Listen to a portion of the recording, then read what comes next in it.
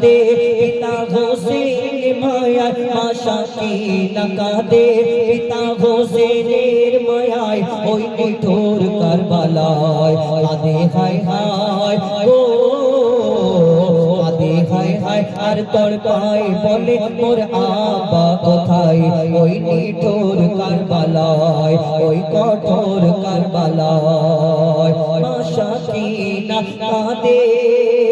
মা সাকিনা কাঁদে পিতা হোসেন মায়ায় মা সাকিনা কাঁদে পিতা হোসেনের মায়ায় ওই নিঠুর কারবালায় কাঁদে হায় হায় গো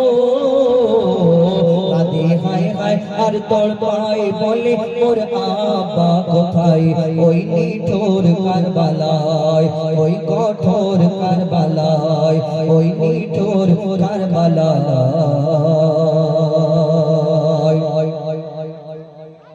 ওই নিঠুর কারবালায় ওই কঠোর কারবালায়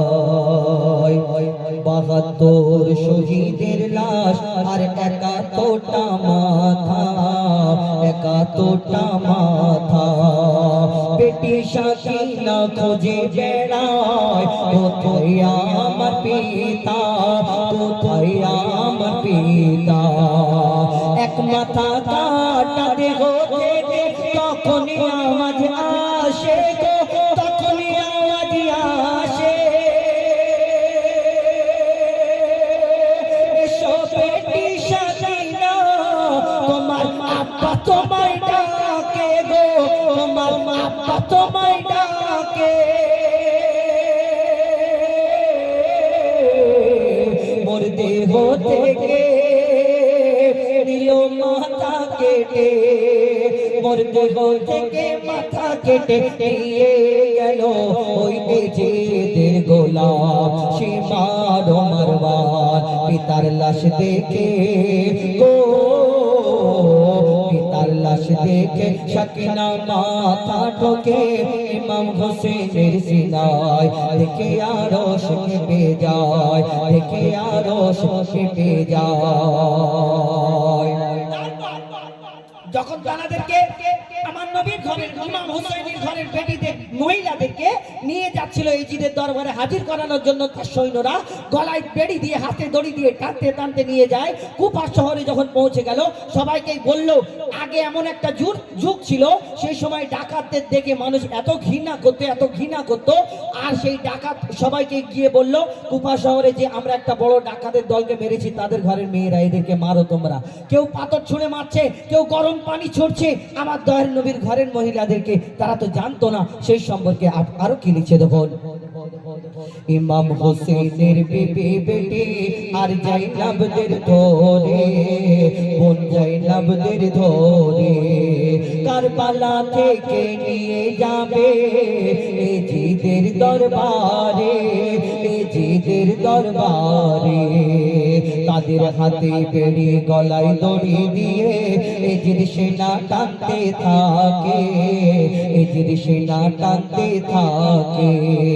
ভোকা প্যাসাই অসহায় হোসেনের খানদান কাঁদতে থাকে হোসেনের খানদান কাঁদতে থাকে এজিদ সেনা পৌঁছালো তখন কুফা নগরে এজিদের দরবারে আওলাদে নবীদের উপরে সবাই অত্যাচার করে গো সবাই ঝাঁপিয়ে পড়ে গরম পানি ছোড়ে কেহ পাথর মারে গরম পানি ছোড়ে পাথর মারে আঘাত করে শুধু রক্ত ঝরে যায় শুধু রক্ত ঝরে যায় এ রক্ত নয় ও রক্ত নয় এই রক্তের সুগন্ধ ছিল আমার নবীর সারা গায় দেখে আরশ কেঁপে যায় দেখে আরশ কেঁপে যায় যখন সেখানে পৌঁছালো আর ইমাম হুসাইনের সব বেটি মা সাকিনা আমরা সকলেই জানি 3 বছরে তখন যখন সেইখানে গিয়ে পৌঁছালো, তিনি বললো আমরা 3 দিন পানি পান করিনি, তিনি 3 দিন খানা খাইনি, ভোকা প্যাসার মধ্যে আছি। এদিক সৈন্যদের হুকুম দিল যে তোমরা ওই মা সাকিনার সামনে শাহী খাবার নিয়ে যাও, মানে একটা থালায় উপরে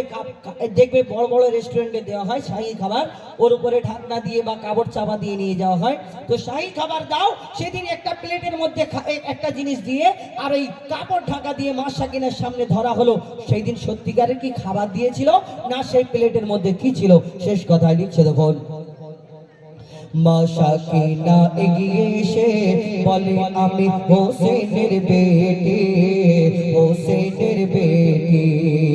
অহংকারী এজিদ বসে বলে সোনার সিংহাসনে, সোনার সিংহাসনে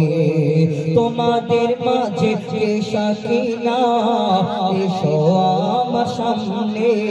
এসো আমার সামনে।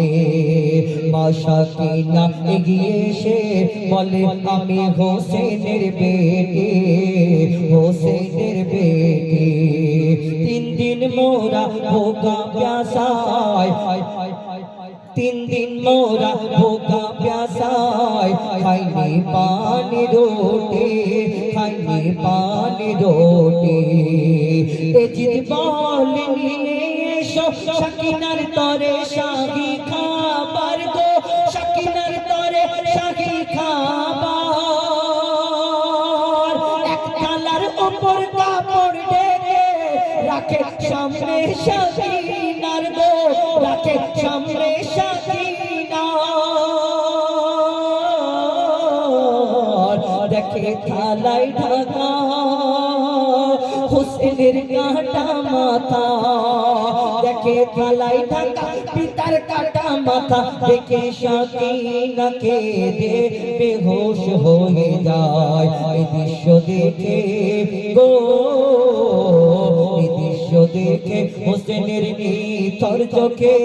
অশ্রু ঝরে যায়। দেখে জিদ চমকে যায়, দেখে আরশ কেঁপে যায়। মা সাকিনা কাঁদে পিতা হোসেনের মায়ায়, মা সাকিনা কাঁদে পিতা হোসেনের মায়ায়। ওই নিঠুর কারবালায় কাঁদে হায় হায় গো, কাঁদে হায় হায় আর তোর পায় বলে মোর আবা কোথায়, ওই নিঠুর কারবালায়। শুনুন।